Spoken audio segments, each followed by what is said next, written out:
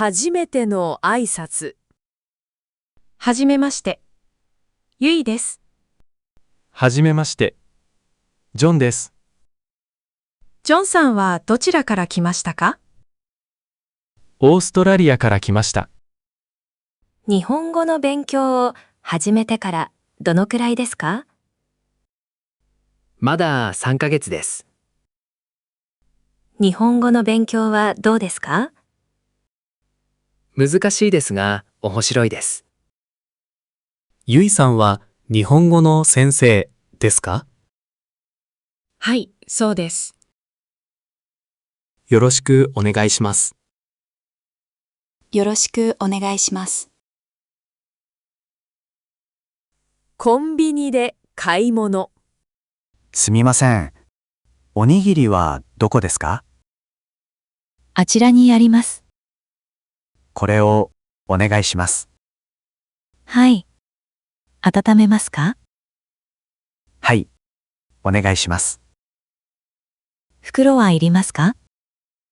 はい。お願いします。350円です。カードでお願いします。ありがとうございました。ありがとうございます。レストランで注文。いらっしゃいませ。何名様ですか？一人です。お席をご案内します。こちらへどうぞ。ありがとうございます。ご注文はお決まりですか？はい。オムライスをお願いします。お飲み物はいかがですか？お水をお願いします。かしこまりました。お会計をお願いします。かしこまりました。ごちそうさまでした。ありがとうございました。駅で道を聞く。すみません。桜駅へ行きたいです。緑線をご利用ください。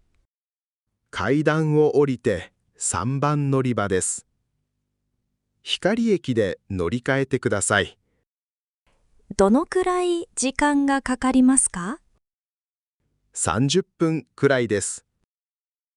ありがとうございました。お気をつけて。服を買う。すみません。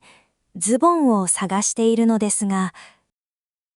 どんなズボンをお探しですか？ワイドパンツはありますか？はい、ございます。黒、白、ベージュの3色がございます。黒とベージュを見せてください。かしこまりました。こちらです。試着してもいいですか？もちろんです。試着室はこちらです。ぴったりです。黒とベージュ、どちらにしようかな。どちらもお似合いですよ。では、黒にします。こちらお預かりします。レジへどうぞ。はい。8900円です。カードでお願いします。ありがとうございました。ありがとうございます。リスニングチャレンジ。聞き取れるかな？お会計をお願いします。